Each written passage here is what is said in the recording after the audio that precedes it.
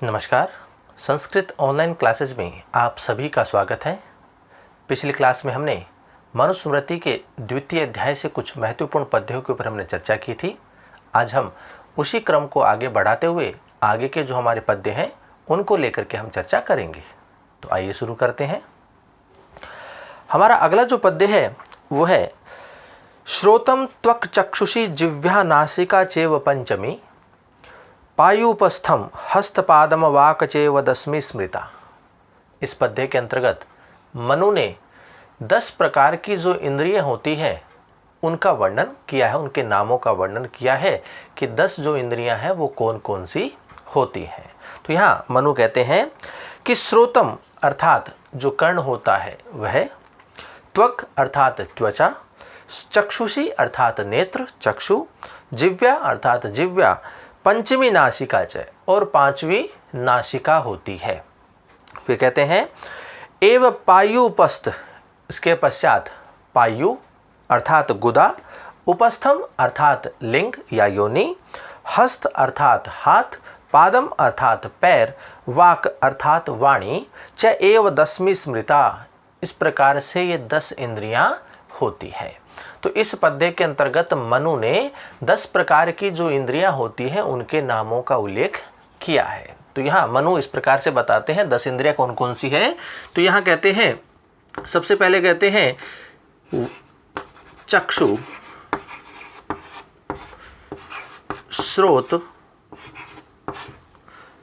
जिह्वा, उसके बाद बात आती है नासिका और त्वक। चक्षु अर्थात नेत्र, श्रोत अर्थात कर्ण, जिह्वा अर्थात जीभ, नासिका अर्थात नाक और त्वक अर्थात त्वचा। ये 5 होती हैं, चक्षु, श्रोत, जिह्वा, नासिका और त्वक। उसके पश्चात 5 इंद्रिय और बताते हैं। तो वो कहते हैं वाक, पाणी, पाद, पायु और उपस्थ। वाक, पाणी, पाद, पायु और उपस्थ। वाक अर्थात वाणी, पाणी अर्थात हाथ, पाद अर्थात पैर, पायु अर्थात गुदा और उपस्थ अर्थात योनि या लिंग। तो इस प्रकार से ये जो 10 है ये 10 इंद्रियां हैं, इनके नाम हैं। अब देखिए इसकी स्थिति किस प्रकार से है। इनको 2 भागों में विभाजित किया गया है। इन 10 इंद्रियों को 2 समूह में बांट दिया गया है, जिनमें से एक होती है ज्ञानेंद्री और एक होती है कर्मेंद्री। तो यहाँ आगे का जो हमारा श्लोक आएगा वो इसी के ऊपर होगा। तो इस श्लोक के अंतर्गत मनु ने 10 प्रकार की इंद्रियों का नामकरण किया है। तो सबसे पहले है चक्षु, श्रोत, जिह्वा, नासिका और त्वक अर्थात नेत्र, कर्ण, जिह्वा, नाक और त्वचा। वाक, पाणी, पाद, पायु और उपस्थ अर्थात वाणी, हाथ, पैर, गुदा और योनि या लिंग। इस प्रकार से 10 प्रकार की इंद्रियां होती है। तो मनु ने इन्हीं 10 प्रकार की इंद्रियों का नामकरण इस पद्य में किया है। अगला श्लोक देखिए। बुद्धिन्द्रियाणि पंचशेषाम श्रोतादि नु अनुपूर्वशः कर्मेन्द्रियाणि पंचेषाम पायु आदिनि प्रचक्षसे। अब यहाँ इस पद्य के अंतर्गत इन इंद्रियों को 2 भागों में विभाजित कर दिया है कि कहते हैं कि पहले वाली जो 5 इंद्रियां हैं वो तो है ज्ञानेंद्रिय अर्थात बुद्धि इंद्रियां हैं, और अंत की जो 5 इंद्रियां हैं वो कर्मेंद्रियां होती है। तो यहाँ मनु कहते हैं कि ऐशाम अर्थात इनमें, इन समस्त इंद्रियों में, अनुपूर्वशय अर्थात प्रारंभिक जो है, श्रोत आदिनी पंच बुद्धि इंद्रियाणी, कि श्रोत आदि जो 5 प्रारंभिक इंद्रियां हैं ये बुद्धि इंद्रियां हैं अर्थात ज्ञानेंद्रियां हैं। ऐशाम पायु आदिनी पंच कर्मेंद्रियाणी प्रचक्षसे, और इनमें से जो बाद वाली 5 इंद्रियां हैं वो कर्मेंद्रियां कही जाती है। तो इन 10 इंद्रियों को 2 भागों में विभाजित कर दिया गया है। तो ये तो है ज्ञानेंद्री और ये है कर्मेंद्रियां।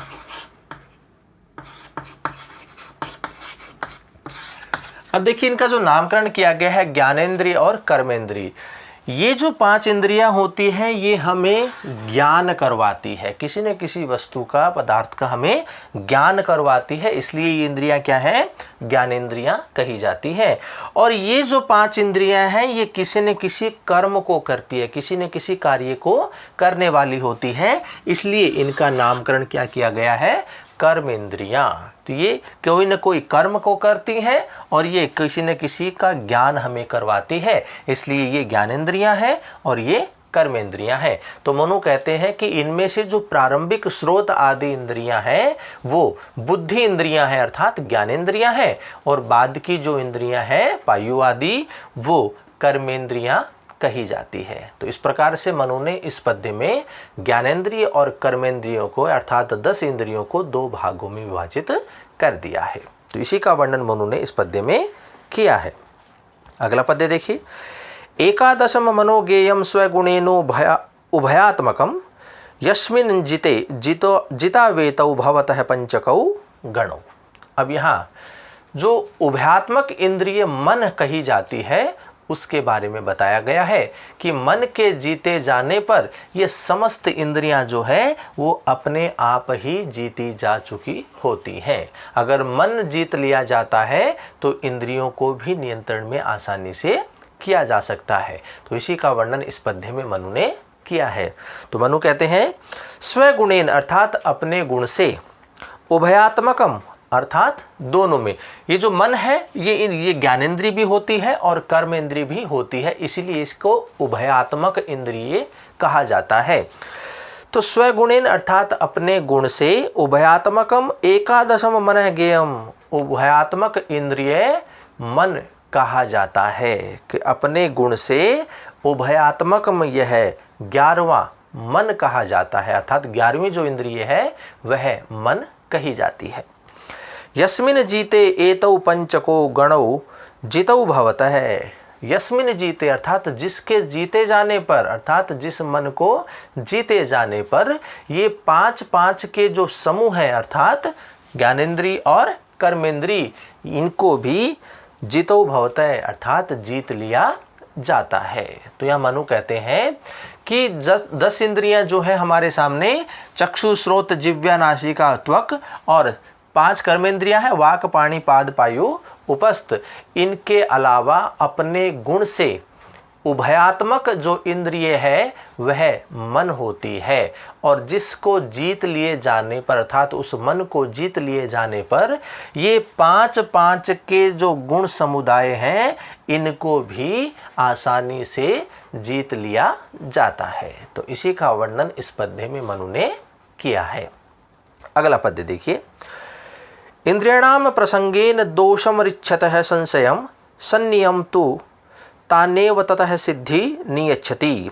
अब यहाँ मनु कहते हैं कि इंद्रियों को संयम करके अर्थात इंद्रियों को नियंत्रित करके मनुष्य जो है वो सिद्धि को प्राप्त कर लेता है, अर्थात मोक्ष को वह प्राप्त कर लेता है। तो इसी का वर्णन पद्य में मनु ने किया है। तो मनु कहते हैं इंद्रियाम प्रसंगेन असंशयम दोषम रिच्छति, कहते हैं कि इंद्रियों का यदि विषयों के साथ संयोग बना रहे, इंद्रियों का अपने अपने विषयों के साथ यदि संबंध रहता है, उनके साथ यदि उनका संयोग रहता है, तो असंशयम बिना किसी संशय के दोषम रिच्छति, तो वह मनुष्य दोष को प्राप्त करता है। यदि इंद्रियों का अपने अपने विषयों के साथ संबंध रहता है, उनके साथ संयोग रहता है, तो बिना किसी संशय के अर्थात निश्चित रूप से व्यक्ति दोष को प्राप्त करता है। फिर कहते हैं तानि एव तु संनियम्य ततः सिद्धि नियच्छति, और यदि उन इंद्रियों को नियंत्रित कर लिया जाए, संयम उनको कर लिया जाए इंद्रियों को, तो निश्चित रूप से व्यक्ति सिद्धि को प्राप्त करता है, अर्थात मोक्ष को प्राप्त करता है। तो यहाँ इंद्रियों को संयम करने से व्यक्ति मोक्ष को प्राप्त करता है, इसी का वर्णन इस पद्य में मनु ने किया है। एक बार पुनः इसके अर्थ को देखिए, इंद्रियाणाम प्रसंगेन असंशयम दोषम रिच्छति, कि इंद्रियों का अपने विषयों के साथ संयोग रहने पर बिना किसी शंका के या निश्चित रूप से व्यक्ति दोष को प्राप्त करता है। और यदि उन इंद्रियों को संयम कर लिया जाए, उन इंद्रियों को नियंत्रित कर लिया जाए, या उन इंद्रियों को अपने अपने विषयों से अलग कर दिया जाए, तो निश्चित रूप से व्यक्ति मोक्ष को प्राप्त करता है। तो इसी का वर्णन इस पद्य में मनु ने किया है। अगला पद्य देखिए। न जातु कामः कामनाम उपभोगे न साम्यति, हविषा कृष्णवर्तमेव भूय एवाभिवर्धते। अब यहाँ कहते हैं, मनु ने कहा है कि यदि व्यक्ति कामना के प्रति आसक्त रहता है, यदि व्यक्ति इंद्रियों के विषयों में लगा रहता है या इंद्रियों का संयोग विषयों से लगातार बना रहता है, तो व्यक्ति की जो कामना होती है वह निरंतर बढ़ती रहती है, उसमें किसी प्रकार की कोई कमी नहीं आती है। तो इसी का वर्णन इस पद्य में मनु ने किया है। तो मनु ने कहा है कि कामः कामनाम उपभोगेन जातु न साम्यति, अर्थात इंद्रियों के विषयों का उपभोग करने से जो व्यक्ति की कामना होती है वो कभी भी शांत नहीं हो सकती। यदि व्यक्ति विषयों का उपभोग करता रहे, इंद्रियों का विषयों के साथ संयोग बना रहे, तो व्यक्ति की जो कामना होती है वह कभी भी शांत नहीं होती है। मनु आगे कहते हैं कि हविषा कृष्ण वर्तमा इव भूय एव अभिवर्धते। मनु ने कहा है कि जिस प्रकार से अग्नि में घृत डालने से, अर्थात घी को डालने से अग्नि में निरंतर वृद्धि होती रहती है, उसी प्रकार से विषयों का उपभोग करने से व्यक्ति की जो कामना है वह निरंतर बढ़ती रहती है। तो जिस प्रकार से अग्नि में घी डाला जाए तो अग्नि में वृद्धि होती है, अग्नि और प्रज्वलित होती रहती है, उसी प्रकार से यदि विषयों का उपभोग निरंतर किया जाए तो व्यक्ति की जो कामना होती है वह निरंतर वृद्धि को प्राप्त होती है, वह निरंतर बढ़ती ही रहती है। उस व्यक्ति की जो कामना है वह कभी भी शांत नहीं होती है।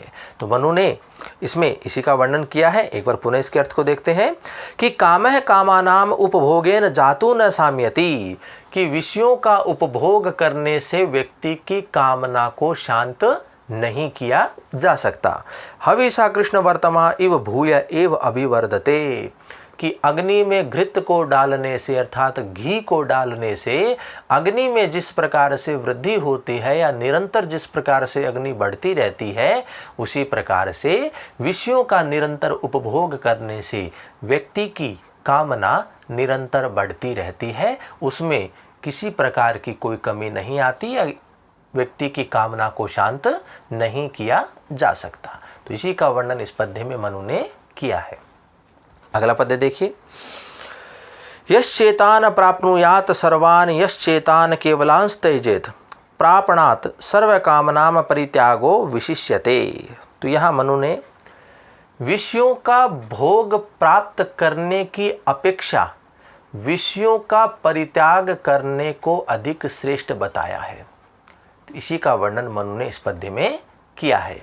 तो मनु कहते हैं ये च एतान सर्वान प्राप्नुयात, जो व्यक्ति इन समस्त इंद्रियों के विषयों का उपभोग करता है या उनको वह प्राप्त करता है या कामनाओं को वह प्राप्त करता है, ये च एतान केवलान त्यजेत, और जो व्यक्ति इन समस्त इंद्रियों के विषयों का परित्याग करता है या अपनी समस्त कामनाओं का परित्याग करता है, तो सर्व कामनाम प्रापणात परित्यागः विशिष्यते। तो इन दोनों में से विषयों का उपभोग करने की अपेक्षा उन विषयों का परित्याग करना या उनको छोड़ना अधिक श्रेष्ठ होता है। तो मनु ने कहा है कि जो इन इंद्रियों के विषयों का उपभोग करता है या उन कामनाओं को वह प्राप्त करता है, और कोई व्यक्ति इन विषयों का परित्याग करता है, अपनी कामनाओं को वह छोड़ता है, दूर करता है, उनका परित्याग करता है, तो इन दोनों में से जो अपनी कामनाओं को प्राप्त करने की अपेक्षा या इन विषयों को का उपभोग करने की अपेक्षा इन विषयों का परित्याग करना या अपनी कामनाओं का परित्याग करना अधिक श्रेष्ठ होता है या इसी को श्रेष्ठ बताया है। तो उपभोग करने की अपेक्षा परित्याग करना अधिक श्रेष्ठ बताया है, कामनाओं का या हम कहें उन इंद्रियों के विषयों का। इसी का वर्णन इस पद्य में मनु ने किया है। अगला पद्य देखिए।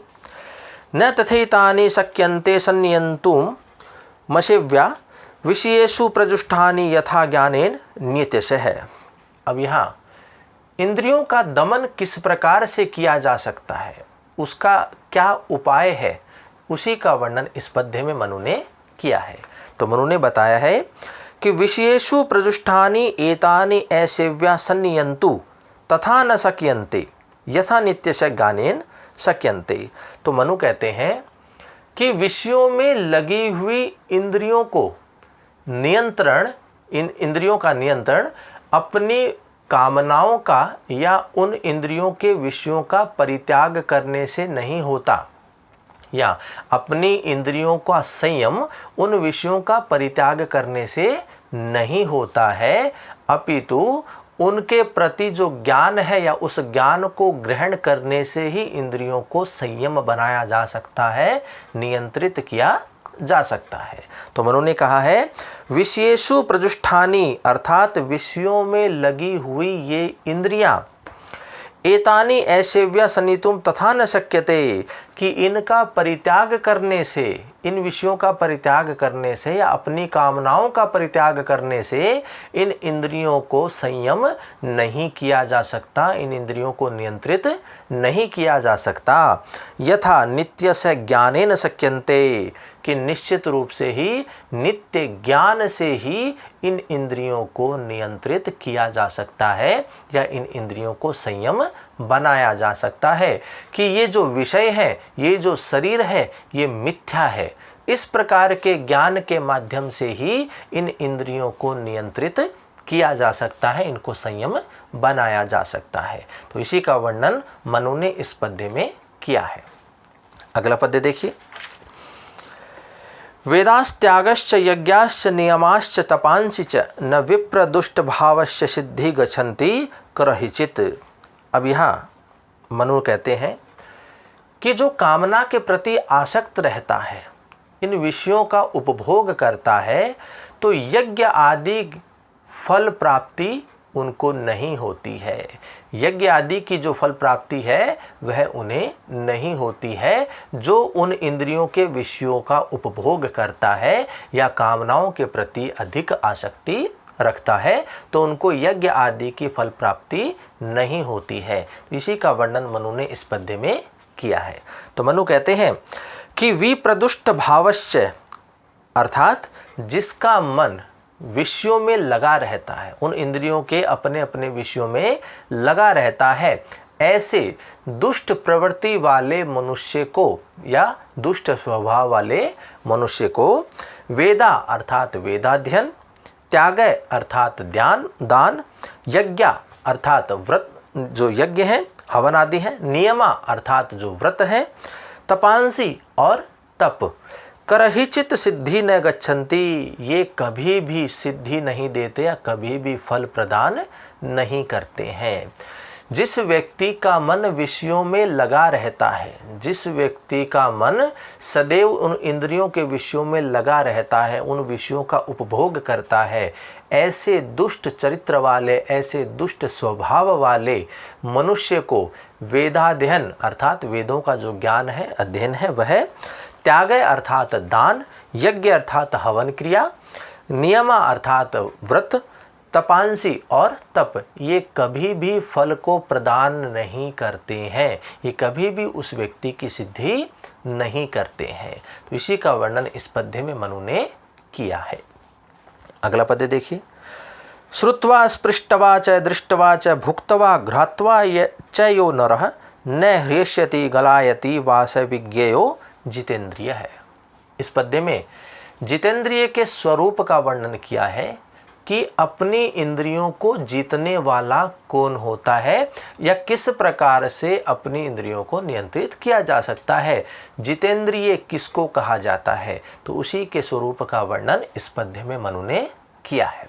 तो मनु कहते हैं, यह नरः अर्थात जो मनुष्य, श्रुत्वा अर्थात सुन करके, स्पृष्टवा अर्थात स्पर्श करके, छू करके, दृष्टवा अर्थात देख करके, च भुक्त्वा अर्थात खा करके, घ्रात्वा च और सूंघ करके, न हृष्यति गलायति वा, न तो हृष्यति अर्थात हर्षित होता है या प्रसन्न होता है, गलायति वा और न ही अत्यधिक दुखी होता है या उदास होता है, सह जितेंद्रिय विज्ञ है, उसे ही जितेंद्रिय समझना चाहिए।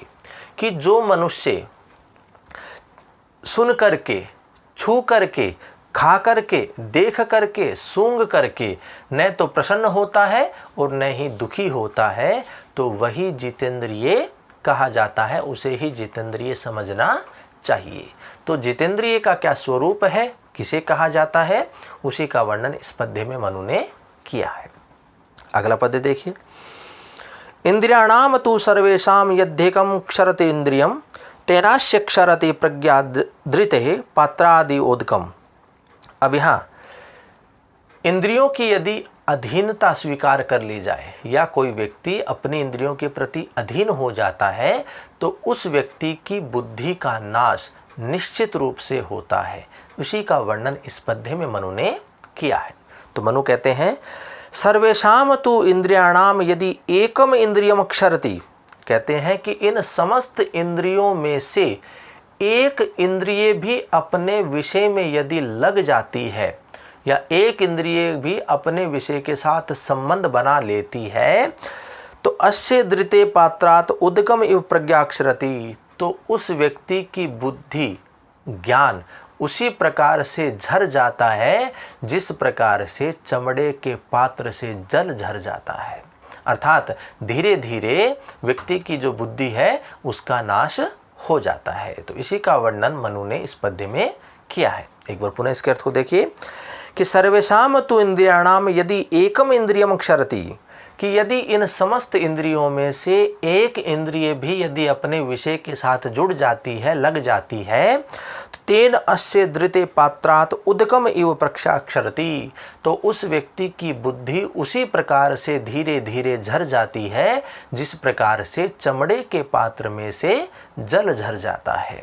तो उस व्यक्ति की जो बुद्धि है, जो ज्ञान है, वह धीरे धीरे नष्ट हो जाता है यदि उस व्यक्ति की समस्त इंद्रियों में से एक इंद्रिय भी अपने विषय के साथ जुड़ जाती है तब। तो इसी का वर्णन इस पद्य में मनु ने किया है। अगला पद्य देखिए, वशे कृते कृत्वेन्द्रिय ग्रामं संयम्यं च मनस्तथा सर्वान् संस्थाधय दर्थान् क्षिण्वन् योगतस्तनुम। यहाँ इस पद्य के अंतर्गत इंद्रियों के संयम से या इंद्रियों को नियंत्रित करके व्यक्ति जो है वो अपने पुरुषार्थ की सिद्धि को प्राप्त करता है, पुरुषार्थों की सिद्धि करता है। तो इसी का वर्णन इस पद्य में मनु ने किया है। तो मनु कहते हैं कि इंद्रिय ग्रामम अर्थात इंद्रियों के समूह को वशे कृत्वा अर्थात नियंत्रण में करके, वश में करके, तथा मन संयम में अर्थात अपने मन को संयम करके, नियंत्रित करके, च योगतः अर्थात शुभ उपायों के द्वारा, कर्म कलापों के द्वारा, क्रियाकलापों के द्वारा, तनुम अपने शरीर को, अक्षिण्वन अर्थात कष्ट को न देते हुए, सर्वान अर्थान समस्त पुरुषार्थ को, संधायते अर्थात सिद्ध करता है। यदि व्यक्ति इन समस्त अपनी इंद्रियों को वश में करके और अपने मन को संयम करके, नियंत्रित करके और अपने उचित उपायों के द्वारा अपने शरीर को कष्ट न देते हुए अपने पुरुषार्थ को वह सिद्ध करता है। पुरुषार्थ जो है वो चार होते हैं, धर्म, अर्थ, काम और मोक्ष। तो व्यक्ति अपने इन समस्त पुरुषार्थों को सिद्ध करता है, उनका संधार करता है। तो इसलिए मनु ने कहा है कि इंद्रियों को वश में करके और अपने मन को संयम बना करके और उचित उपायों के द्वारा, क्रियाकलापों के द्वारा अपने शरीर को कष्ट न देते हुए व्यक्ति अपने पुरुषार्थों को सिद्ध करता है। तो इसी का वर्णन इस पद्य में मनु ने किया है। अगला पद्य देखिए। पूर्वाम संध्याम जपंस्तिष्ठेत सावित्रीम आर्क दर्शनात् पश्चिमाम तो समासीनम सम्यक गृक्ष विभावनात्। अब यहाँ पर जो संध्या काल का जो समय होता है उसके बारे में वर्णन किया है। तो मनु ने कहा है कि आ अर्क दर्शनात् पूर्वाम संध्याम सावित्रीम जपन तिष्ठेत, कि प्रातः काल की संध्या के समय सूर्य के उदय होने तक, सूर्य के दर्शन होने तक, अर्क दर्शनात् अर्थात सूर्य के दर्शन होने तक गायत्री का जप करना चाहिए। तो यहाँ मनु कहते हैं कि प्रातः काल की संध्या के समय जब तक सूर्य का उदय नहीं होता है, सूर्य उदित नहीं होता है, अर्क के दर्शन नहीं होते, सूर्य के दर्शन नहीं होते हैं, तब तक व्यक्ति को गायत्री का जप करते रहना चाहिए। फिर कहते हैं आ ऋक्ष विभावनात् पश्चिमाम सम्यकम समासीनम तिष्ठेत, और सायंकाल की संध्या के समय आसमान में या आकाश में पूरी तरह से तारे दिखाई देने तक वह गायत्री का जप करता रहे। तो इस प्रकार से जो संध्या काल का जो समय है वो कब तक करना चाहिए, इसका वर्णन इस पद्य में मनु ने किया है। तो एक बार पुनः इसके अर्थ को देखिए कि आ अर्क दर्शनात् पूर्वाम संध्याम सावित्रीम जपन तिष्ठेत, अर्थात प्रातः काल के समय में सूर्य के उदय होने तक व्यक्ति को गायत्री का जप करते रहना चाहिए, और सायंकाल के संध्या के समय पर आकाश में पूरी तरह से तारे दिखाई देने तक वह गायत्री का जप करता रहे। तो इस प्रकार से संध्या काल का जो समय है उसी का वर्णन इस पद्य में मनु ने किया है। तो इस प्रकार से आज की क्लास में मनुस्मृति के कुछ महत्वपूर्ण पद्यों के ऊपर हमने आज चर्चा की। आगे के जो हमारे पद्य हैं उनको लेकर के हम अगली कक्षाओं में चर्चा करेंगे। तो आज की क्लास में इतना ही। धन्यवाद।